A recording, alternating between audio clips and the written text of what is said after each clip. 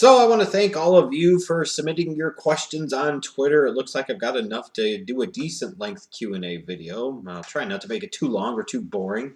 And for the record, for those of you that are saying, hey, for a guy whose video quality usually isn't very good, this video quality seems to be particularly crappy. It most certainly does. I don't know what's going on with it. I just need to get, for those of you also wondering and saying need to get a new camera, it's not the camera, it is the laptop. Because the laptop that I have is very broken down, very old, and every time I try to get a new laptop so I can use one of the better cameras that I've had for a long, long time, something always comes up. Always. Them's the breaks in life. Alright, so anyways, hopefully you guys can muster through the piss poor video quality here. I don't look too orange this time, I guess you'd say. Alright, anyways, moving on. Let's go ahead and get started. Wayne Bender 15 kicks us off by asking, should the Chicago Bears draft a quarterback or go defense in the first round? Now, obviously, if the player matches and the draft position matches, the only option they have in round number 1 is quarterback. With that said, if there is not a quarterback worth taking in that spot or anywhere close to where the Bears are going to be sniffing, which is a top 5 pick in the 2017 draft, they have to take the best available player. They stink. They have needs everywhere. Again, I will emphasize everywhere. If it's a wide receiver, it's a wide receiver. If it is an offensive lineman, in particular a left tackle, fine. If it's a defensive lineman, fine. If it's a linebacker, fine. If it's a corner, if it's a safety, especially a safety, fine. If it's a quarterback, terrific. Hell, if it was a running back, yes, even as nice as Jordan Howard has looked, you still have to take the best player on the board, even if that would be a running back. Nobody is irreplaceable on the Bears roster right now. As far as I'm concerned, they have 53 holes. Now, there are some guys, obviously, that are going to stick and some guys that are worth keeping, but your draft philosophy has to be as such that every single player on your roster is replaceable. You cannot look at this team and say that anybody is a franchise cog or a key guy to have to build around. So as a result, you can't pass on superior talent in the draft. That's not what good teams do. Good teams take the best players available and they figure it out later. So the Chicago Bears must do. Bunny91, were you the one who was really high on CJ Prosise? Congratulations, you win. Well, I don't know if I would say I win because Prosise has got to stay healthy. It's like every time he flashes something, then he gets hurt. With that said, yes, I was very high on him. I had him as the number 2 running back on my board. I believe I had him, and you guys can correct me if I'm wrong. I had him as a first to second round pick. I was very, very high on CJ Prosise and thought his skills would translate very, very well to the NFL level. And in particular, I was screaming for the Tennessee Titans to take this guy in round number 2, especially once they traded for DeMarco Murray. Didn't really make much sense to have Derrick Henry there because they're 2 of the same back. At least C.J. Prosise could have potentially brought something different to that Titans offense. But, don't congratulate me yet. It's only a very, very small sample size. Let's see here. Jordan Bryant, do you like the Rajon Rondo signing? No, the simple answer is I really didn't. You get rid of one point guard that has some leadership challenges and some headaches that he causes in the locker room in Derrick Rose to bring in an even older point guard with more flaws in his game who can't shoot, who tends to be a ball vacuum and isn't nearly the defender that he once was. I did not like the Rondo signing. I still do not like the Rondo signing. Jordan Bryant also asked, what's the biggest Bears need other than quarterback? I could sit there and talk about the roster and poke holes in it until it's Swiss cheese, but the biggest need that the Chicago Bears have is new ownership. Because for some reason, this ownership group stays loyal to Ted Phillips for landing them a mediocre stadium deal almost 2 decades ago. And it affects everything that they do from a football operations standpoint. Instead of being a team that realizes, hey, we always go the cheap route with the general manager and then the head coach, and going with somebody like the Cubs did, bringing in a Theo Epstein to be the team president and say, hey, you build a championship team, and that's exactly what he did. the Chicago Bears go out the cheap route and say, hey, we can find Ryan Pace, who was part of a mediocre front office in New Orleans, who will then bring in the veteran head coach and John Fox into this massive rebuilding project. So instead of getting the veteran proven commodity or at least an assistant to a quality GM as a part of a really good front office, and then finding maybe a young head coach that you could have in the mix for 15, 20 years, that type of situation, the Bears win in the reverse, and that's why the Bears are what the Bears are. Alex Shirley 10, is Marcus Mariota a sleeper MVP candidate? If the Tennessee Titans win that division, the simple answer is yes. MVP, no. MVP candidate, absolutely. Absolutely. I think he is a sleeper MVP candidate right now. I saw somebody, I think it was Mike Freeman, tweeted about it on Sunday, and he was getting pooned for it. Those people need to be pooned because they don't know what the fuck they're talking about. That Tennessee Titans team is not very good, and they're in the position of being able to potentially make the playoffs. That's got to give some respect to Mariota. I mean, you have to. Fulia Georgian 1. Ravens defense plays at a Super Bowl level. Do you think they have a shot to surprise if they get to the playoffs? Not really. I'll be honest. I mean, traditionally they always match up well against New England. If they were to play a team like, let's say, Pittsburgh in the playoffs, they could potentially beat them. But I don't know, maybe. But, yeah, their offense just really is not good. I just don't see it. And then at this moment, who are your top 5 favorite players to watch in the NFL? Top five. In any particular order, Khalil Mack, Aaron Donald, Odell Beckham Jr., coincidentally 3 guys from the same draft class, 3 guys that I was incredibly high on and higher on than most, just how it works out. Antonio Brown, and it used to be Aaron Rodgers would have been on this list for sure, but right now, the 5th guy,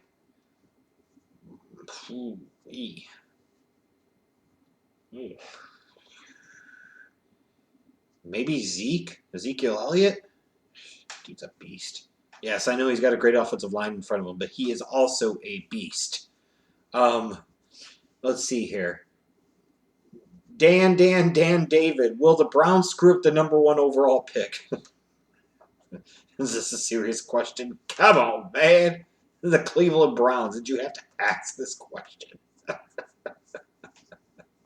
Of course they will. Oh, Carson Wentz falls into our lap. Why the fuck would we take him? Let's get a bunch of draft picks that will fuck up anyways because we're the Browns and we're stupid. And we think, hey, we can make it with our genie. There's a reason the people in the DMV area, DC, Maryland, Virginia, call Robert Griffin III our genie. There's a reason they call him, again, I emphasize, our genie. Yet Hugh Jackson, and I'm usually not a fan of firing a head coach after 1 season, but if the Browns go winless, you can't possibly bring this guy back, especially when part of the reason that you passed on the franchise-changing quarterback was because this knucklehead thought he could do something with our genie. So will the Browns screw up the number 1 overall pick? The bigger question is, how could they not? And even if they took the right guy, they'll find a way to screw him up. So no matter what, they'll find a way, yes. Josh Bros. Do you think Joe Flacco is elite, and do you think he and Eli are still living off their rings? Joe Flacco is most certainly not elite. He's a borderline franchise quarterback. And yes, both him and Eli are living off of their rings. Let's see here. What do we got next? Mr. Cracker Honky, nice name. What's your ideal overtime procedure for football? Almost sounds like you're from England by saying overtime procedure for the football. I don't know. I talked about before, something's got to be done, but I don't know if there is a perfect solution. I mean, because the way they do it now, even the fact that it ever produces a tie is ridiculous. Do you sit there and use the college rules? I don't know if you're going to be able to get that through the players' union without having to pay these guys more money, which I most certainly would understand. Do you give a team 1 drive each, like equally, no matter what happens, and then after that it's sudden death? That I might be okay with. Now, granted, could that lead to potentially playing 30 minutes of football? It might. Might lead to more aggressive decision-making because you're like, hey, we got to get the fuck out of here. I don't know what the simple answer is at this point in time. Maybe you sit there and give a team one drive apiece and you start them off at the 35 instead of the 25 like to do in college. And, if one team kicks a field goal, the other team kicks a field goal, then you go to sudden death. Hopefully it wouldn't resort to a tiebreaker via extra points kicked. Oh, my God, could you imagine? Antonio Vargas, thoughts on recent reports that Sarah Palin, David Clark, and John Bolton are being considered for roles in Trump's cabinet. Number one, that doesn't surprise me. Number two, if you voted for him, you need your fucking head examined. Number three, so much for dredging the swamp when you're filling the swamp with a lot of the same old garbage. In particular, the one that would bother me the most on this list would not be Sarah Palin or even David Clark. It would have to be John Bolton. Here is a flaming neocon who is all about war, and the neocon philosophy of installing democracy across the world, especially in places that have oil. So for a candidate who ran in part talking about the stupidity of the wars in Iraq and Afghanistan, you're going to bring in a guy to your cabinet, potentially, especially if you were talking about like Secretary of State, and hopefully Trump will make one of the best decisions he probably would ever make, and that's make Mitt Romney his Secretary of State. To sit there and say John Bolton for a role like that, you want that neocon knucklehead representing you around the world? Give me a fucking break. Oh my God. Yeah, it's one of these things that I see some people protesting the Electoral College, and I think the Electoral College should go too. But it's the system we had in place for the 2016 election.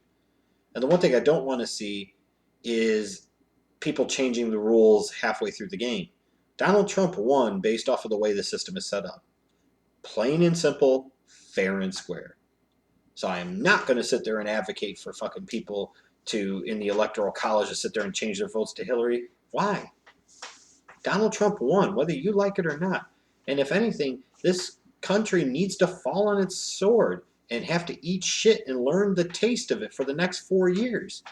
You voted for Donald Trump, or you didn't vote at all, you get exactly what you deserve.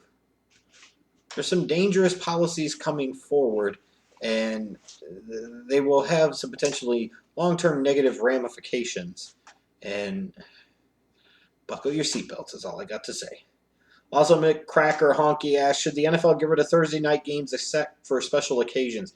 Yes, the weekly Thursday night game is probably too much. Maybe one a month, and then some extras for Thanksgiving. Like the 3 Thanksgiving Day games, I'm fine with. Doing like the first game of the year on a Thursday night, fine. Then maybe do one in October, do the run of them in November. And if you want to, maybe in December, you do a Thursday night game each week. But at this point in time, it's just too much fucking football. And should Mike Tomlin be on the hot seat? The seat should get warm if they don't make the playoffs, yes. Pharaoh Evil Egg, who's your top 5 players in the NBA? Top five. I don't even know if I really want to answer this, because if I answer one that people don't agree with, it's just going to be clown college for me. I'm just going to get pooned. But I think it's pretty safe, at least 4 of them, I think, would be LeBron, Steph Curry, Anthony Davis, Russell Westbrook. I think that's a pretty safe top 4. Maybe Harden would be number 5, even though there's elements of his game that I don't really like. But I think that's a pretty safe top 4 for sure, and Harden may be the 5th guy. There are other possibilities you could throw in there, but right now, that's what I would probably say. Just an idea, sport. Name the best NFL player on every position you have ever seen play. Of course, you would ask me one of these long, intricate bullshit questions. But I will do the best I can. The best that I have ever seen play. Quarterback is Tom Brady. Running back is Sweetness, Walter Payton. Wide receivers, Jerry Rice, Randy Moss. If I threw in a 3rd wide receiver, it would be Sterling Sharp. Offensive tackles, I would say Jonathan Ogden and Anthony Munoz. Offensive guards, I would go Larry Allen and John Hanna. Center, I would probably go maybe DeMonte Dawson. Let's see here. Yeah, God damn it, you had to make me do all of this. Best corner I've ever seen is Deion Sanders. Second best corner is Rod Woodson. Safeties, Ronnie Lott and probably Ed Reed. Linebackers uh, that I've seen again, Ray Lewis, Lawrence Taylor, Junior Seau. Defensive linemen, Reggie White, Bruce Smith, Dan Hampton, and maybe Warren Sapp. Now, I'm leaving players out. Again, I didn't get a lot of time to think about this. I'm just trying to throw it together. So there, I got through your question. And lots of big names that I mentioned. Best Buy Rick 1. What do you think of Tim Duncan retiring this year? FYI, he's a big Bears fan. He kept a Bears helmet in his locker, which I knew that. Thanks for bringing that up. Tim Duncan retiring, it was time for him. Nothing but respect for the big fundamental. Um, One of the all-time greats and deserves all the respect that he could possibly get. Ilias 99 with a controversial question that will get you some heat, but more likely than not will probably get me some heat in the way I answer it. Why isn't Pat Tillman considered an idiot who went and got himself killed? In part, it is because of the bullshit media narrative that has been perpetuated for the past almost decade and a half now. To where as soon as the BS that was 9/11 happened, then all of a sudden it became about the troops and this and that and everything else, and you can't say anything bad about our fucking troops and blah, blah, blah, blah, blah, blah, blah, blah, blah. And what happened at this time, as this lie was being perpetuated and told and sold to the American public about what was going on, people like Pat Tillman got caught up in the patriotic bullshit and put their lives on hold to go fight bullshit wars to oppress people and occupy countries that weren't ours, that we had no business being in, and now he's fucking dead. And of all things, due to friendly fucking fire. So yes, I know you're not supposed to speak ill of the dead, but it is what it is. It's just like someday when I'm dead and gone, if somebody says something about me that's mean, but it's true, then why should they fucking feel sorry for it or apologize for it? It's true. Who cares? Pat Tillman made a ridiculously dumb dick decision to go fight in that stupid fucking war. And now he's dead. And he's dead. Now his family has to deal with that shit. Was it worth it? Fuck no, it wasn't worth it. So no, he made a dumbass decision. Tired of people trying to sit there and pump this shit up like it was some great sacrifice. What did he sacrifice for? I mean, answer yourself that.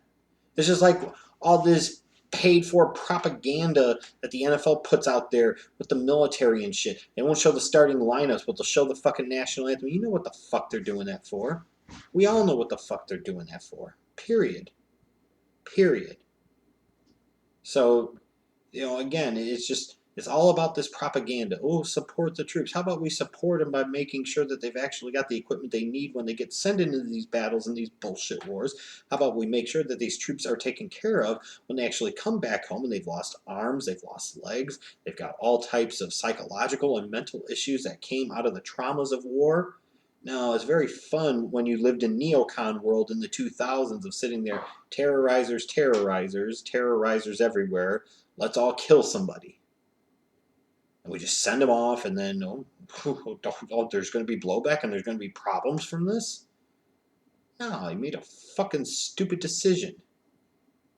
Got all caught up in the wave of bullshit, especially in the first couple of years post 9/11. And what happened happened. And frankly, it was a very fucking selfish decision. And now his family pays a fucking price for it. So you need to stop making a hero out of this goddamn guy. Period. Best Buy Rick 1. Also between Space Jam 96 with MJ or Space Jam 2017 with LeBron. I'm not even reading the rest of the question. I'm not even reading the rest of the question. Best Buy Rick 1. You're a loyal follower, and I appreciate you. But this is a double right at you. And you know deep down that you deserve it.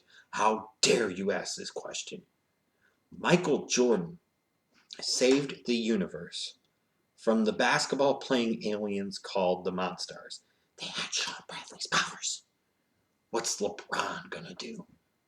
He's gonna beat some freaking half-star aliens who stole Dwight Howard and DeAndre Jordan's free throw shooting ability. Get the fuck out of here. And then he also asked a question. Between these two, who have the best batting average, Tim Tebow or Michael Jordan? Now, there is a video up on this channel that addresses that media lie once and for all. Michael Jordan never played baseball. And it is time people stop living in this fantasy world of propaganda. It didn't happen. I have clearly explained with scientific evidence of mostly, I'm fucking telling you this is the way it is. He didn't retire from basketball to go chase some childhood dream to play baseball. He left basketball selflessly to save the universe for each and every one of you. Okay, so in theory, if Tim Tebow ever gets a hit, or gets that occasional hit, his batting average will be higher than Michael Jordan's because Michael Jordan never played baseball. You know what? That's it. I'm done with this Q&A. That pisses me off. Michael Jordan played baseball. What's next? Some dickhole's going to come on here. Oh, did you ever hear the story about how Michael Jordan played for the Washington Wizards? No, I didn't, because he didn't, so fuck you. Jerks.